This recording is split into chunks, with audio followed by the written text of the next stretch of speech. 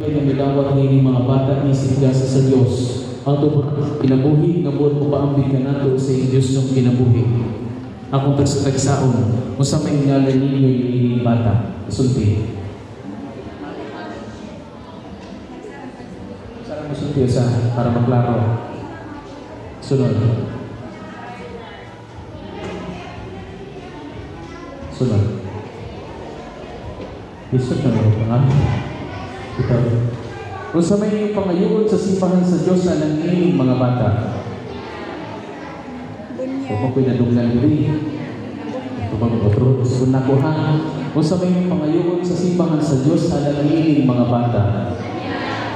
Magginikanan sa inyong paghangyong abunyagan ng inyong mga anak, gidawat ninyong responsibilidad sa pag-aga kanila, aron magbansay sila sa pagtuo.